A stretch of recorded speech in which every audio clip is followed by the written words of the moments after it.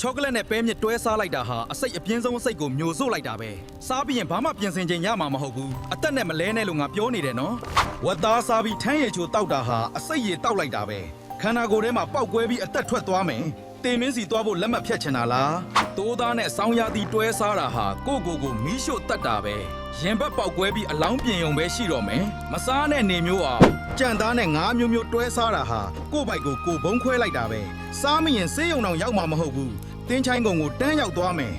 ချောကလက်နဲ့စောင်းရသည်တွဲစားရင်သွေးတွေစူပွက်ပြီးရုပ်ထရက်လဲကျသေဆုံးမယ်အသက်ရှင်ရတာညှင်းငွေ့နေပြီလားဒါတွေရှောင်ကြစမ်းတညင်းသီးနဲ့ရှိန်းကိုတွဲစားလိုက်တာဟာအစိတ်စားလိုက်တာပဲစားပြီးရင်နှက်ပြီးတန်းရောက်သွားမယ်ကိုအဆုံးစီရင်ခြင်းတော့စားလိုက်နိုးစီနဲ့ကိုပါဆေးလျက်စားတွဲစားရင်ဆေးမဟုတ်ပဲအစိတ်ဖြစ်ပြီးအသက်ပါထွက်သွားမယ်ကိုအဆုံးစီရင်ခြင်းတော့စားလိုက်လေ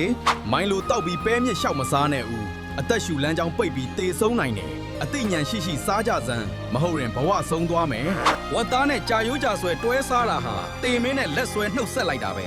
စားပြီးရင်ပြန်နိုးလာမှာမဟုတ်ဘူးတေကျင်စောနဲ့မဆန်းနဲ့ကြောသားနဲ့စိတ်သားကိုအသားချင်းဆိုပြီးတွေ့ကြရတွဲမစားနဲ့အစိတ်တင်ပြီးမျက်နှာပြနှမ်းကတေသွားလိမ့်မယ်တတိထားစားစမ်း